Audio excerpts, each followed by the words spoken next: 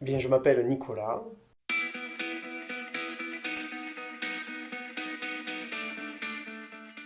Je me décrirai d'abord d'un point de vue presque professionnel parce que je crois que mon métier, mes activités professionnelles sont en lien direct et déterminent en fait qui je suis. C'est-à-dire que je suis musicien avant tout, donc voilà, un artiste et j'ai mis euh, ben, mes connaissances musicales aussi au service de la pédagogie. Donc je me décrirai comme ça. Un musicien qui enseigne, puis curieux, sensible à toutes les formes d'art et toutes les formes d'expression artistique aussi, poésie, littérature, peinture, etc. Ayant hérité de cette part d'enthousiasme de ma mère, j'aime la vie. Je crois que j'aime bien vivre en fait. J'aime bien les sensations, j'aime bien me sentir poreux et, et ce qui m'empêche du coup d'être peureux. Alors moi j'attache beaucoup d'importance aux souvenirs. C'est Ça peut faire partie aussi de mes caractéristiques, c'est-à-dire d'avoir des souvenirs précis, une mémoire précise pour des événements qui ont eu lieu même il y a très longtemps. Les choses vécues ne sont pas comme une souffrance, mais plutôt comme un plaisir à les revivre par l'imaginaire, voilà, en revivant comme ça ce souvenir-là. Je crois que mon pire défaut, c'est de ne pas l'avoir trouvé encore. Ça peut être ça, mon pire défaut, parce que euh, ouais, c'est souvent les choses qu'on ignore hein, et du coup à côté desquelles on passe.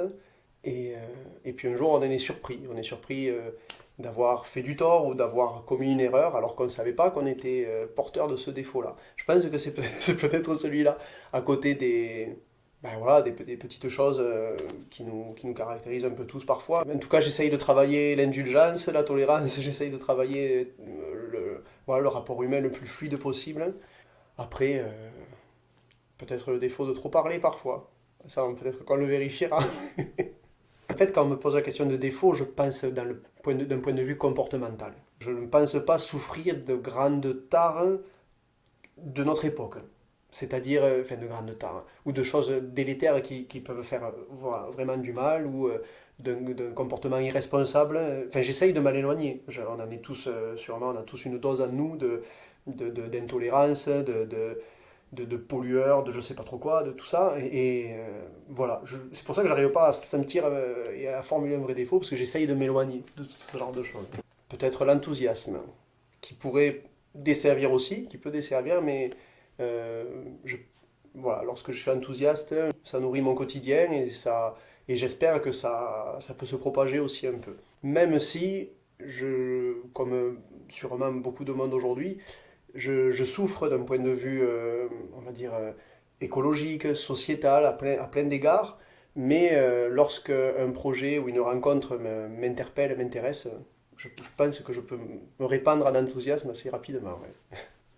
Peut-être une forme d'aveuglement, voilà. C'est-à-dire que euh, on est en train de vivre une époque où euh, l'individu est glorifié par son pouvoir d'achat, par sa façon de consommer, et, et réduit parfois, on se retrouve tous réduits parfois à être aveugle, quoi.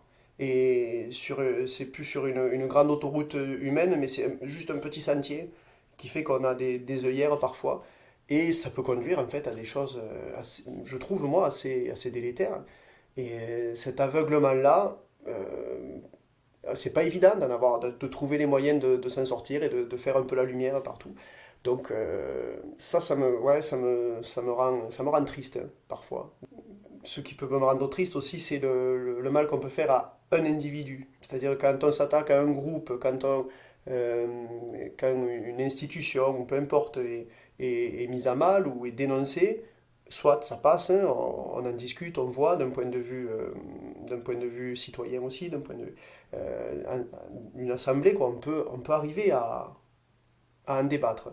Lorsque un individu, pour X ou Y raison, est stigmatisé et mis à mal, là aussi, ça peut me rendre triste, oui, parce que le moyen de défense est pas adéquat par rapport à la masse, ou ce genre de choses. En fait, beaucoup de choses peuvent me donner ces moments de joie que je distingue du bonheur, en arrivant tout à l'heure, hein, de voir ce superbe soleil sur l'étang, ça, c'est une joie.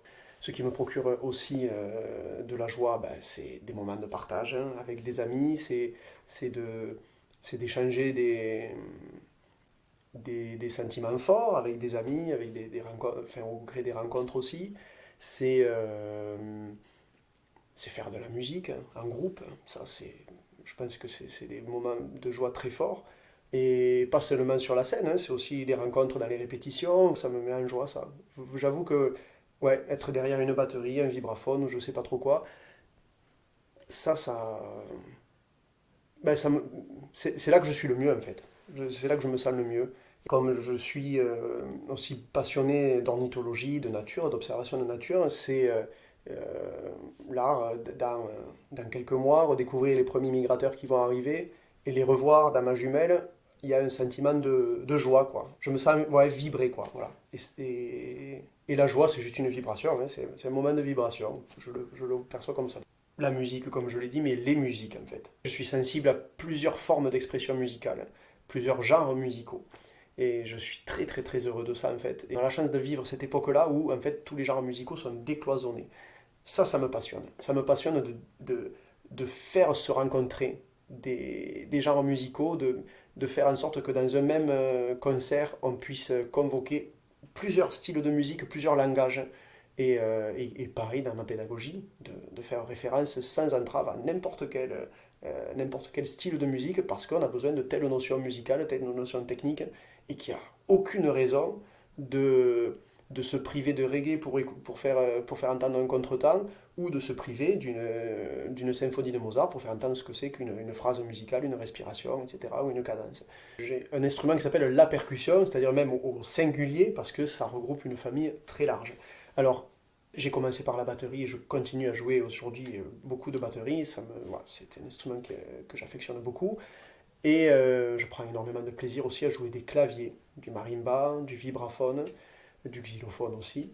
Et la percussion, donc en plus d'être riche en termes de nombre d'instruments, elle est aussi dans son utilisation dans plein de genres musicaux. C'est pareil, une chance énorme aussi, c'est à la fois dans mes activités, à la fois de faire du jazz à la batterie, musique du monde au vibraphone par exemple, ou jazz aussi, de faire de la chanson française encore à la batterie. Mais il y a aussi l'activité en orchestre, l'orchestre symphonique. Je prends beaucoup de plaisir à jouer du triangle, des cymbales, des timbales, de la grosse caisse, de la caisse claire, enfin voilà, tout ça, ça me plaît beaucoup. Et donc ce sont des instruments que je pratique aussi. La musique, la musique par son travail m'a apporté une rigueur que je n'avais pas étant enfant. Donc une rigueur dans le travail, dans le processus d'avancement du travail aussi, une richesse de rencontres extraordinaire qui est inépuisable et qui va encore se poursuivre. Et ben, comme j'aime souvent le dire, un apaisement en fait. Euh, Parce qu'en général, les choses se passent plutôt bien, de mon point de vue en tout cas. Ce que ça m'apporte après, ben, ça m'apporte encore au quotidien de côtoyer la jeunesse. Et ça, je crois que ça n'a pas de prix parce que c'est d'une vie qui est tout le temps, ça fourmille, quoi, ça pétille en permanence. Les enfants sont curieux, sont très très demandeurs. Et j'adore rire avec eux, quoi. Alors, ce qui me passionne aussi, et, en termes de temps passé, d'occupation de l'esprit, c'est l'ornithologie. Donc la nature au sens large, mais principalement l'étude et l'observation des oiseaux. C'est quelque chose d'assez contraignant. On ne peut pas juste y aller en dilettante en disant je vois l'oiseau, je ne le vois pas. Donc voilà, offrir le maximum de chances. Donc ça m'apporte cette forme de rigueur aussi. Voilà. Et malgré tout, parfois de pouvoir vraiment me poser, de dire bah, tiens, là sur ce site, je vais passer des heures sans réfléchir. Et je vais observer tout ce qui se passe. Et ça m'apporte en fait d'avoir un rapport au temps qui est autre. Une troisième chose, parce que ça c'est un peu plus récent dans ma vie aussi, mais ben, la culture, qu'est-ce qui fait qu'un individu porte en lui une culture. En ce qui me concerne, en parlant de mon enfance aussi, ben, je me sens un enfant occitan dans le sens où je suis imprégné d'expressions, de mots qu'on utilise aussi, et je me rends compte en apprenant depuis quelques années l'occitan, en essayant de le parler, qu'en en fait il y a énormément d'expressions et de mots qu'on utilisait couramment et qui sont directement occitans. Et, c'est une langue, c'est déjà beaucoup, mais ce n'est pas que ça. c'est une culture qui va avec, c'est-à-dire un humour, une façon de voir la vie, de voir la mort, de l'interaction entre les gens, qui n'est pas la même. Et ça me passionne beaucoup. J'adore entendre un Breton parler de la Bretagne, de la culture bretonne, de, et, ou un Basque ou un Alsacien. Enfin, je trouve ça vraiment passionnant en fait. Passionnant de savoir on est porteur de cette richesse-là. C'est très précieux. C'est très très très précieux en fait. Et je suis très sensible aux personnes qui disent mais on a une culture qui est propre, avec une langue propre, un dictionnaire propre, mais dans un souci d'ouverture tout le temps. Et après, l'imaginaire, ben, j'ai besoin de le nourrir, et je le nourris surtout grâce à la poésie, je crois. Ouais, la lecture de la poésie, c'est l'imaginaire de la personne qui a écrit qui allume l'imaginaire de celui qui le lit. Alors c'est surtout parce que je me suis passionné de Brassens, j'ai la faiblesse de croire que je connais à peu près toutes les chansons par cœur de Brassens, en tout cas celles qu'il a enregistrées, et même les chansons posthumes, enfin, tellement que ça m'a plu, tellement que j'ai consacré du temps. Ouais, l'imaginaire, c'est une projection quoi, qui n'est faite que de nos émotions présentes et des émotions qu'on pourrait avoir au regard de cet imaginaire-là. Ça va avec la contemplation, l'imaginaire, ça va avec les émotions, avec les souvenirs aussi. Parce que même si pour moi l'imaginaire est plus fait de futur, mais ouais, il est nourri du passé. Ouais. Bah, physique, j'ai la chance de ne pas souffrir de quelconque maladie, de ne pas, que mes déplacements ne soient pas altérés par une forme d'handicap ou de ce genre de choses. J'ai une forme de détermination qui peut être délétère parfois parce que la détermination peut être aveugle. C'est-à-dire qu'on a l'objectif qui est loin et on se dit ben, je vais y arriver coûte que coûte, mais on ne voit pas qu'on est en train soit de piétiner, soit de ne pas entendre, c'est un balancier assez compliqué. C'est la volonté de mettre à l'aise et d'être gentil, quoi. C'est peut-être un mot un peu fade ou un peu niais, je sais pas, mais la gentillesse. J'accorde en fait beaucoup d'importance à la gentillesse. Alors même si je ne l'aperçois pas, ça ne m'empêche pas de, de trouver un intérêt et voilà, de bien me sentir dans une relation avec quelqu'un. Mais ouais, à partir du moment où les sourires sont raccords et la volonté de mettre à l'aise et de contenter quelqu'un, à partir du moment où il y a ça, moi déjà ça me va, je suis content. Mais je suis très indulgent pour les gens qui manquent de confiance en eux. Parce que j'ai la prétention de croire que je peux essayer de les aider.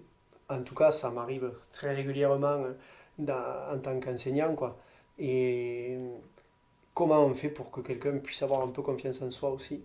D'abord, j'aurais dit instinctivement tout ce qui est périssable. Et ce qui a de valeur, c'est l'immatériel, je crois. Ouais. C'est-à-dire le regard entre deux êtres, hein, ça a de la valeur. Ce qui a de la valeur, c'est deux personnes amoureuses qui, la seconde avant le premier baiser, c'est immatériel, c'est dans les deux, c'est là, c'est cette frontière-là, très très mince entre on n'y va pas, on ouvre cette porte, on n'ouvre pas, et c'est voilà, cette espèce de promesse qui n'est pas dite, qui n'est pas formulée, ça a une réelle valeur. Quelqu'un qui sait qu'il est condamné, qui va mourir, les paroles ou les pensées qu'il émet, ça a une valeur. C'est insondable. C'est insondable comme valeur. Et puis la valeur des souvenirs, mais c'est immatériel aussi, hein.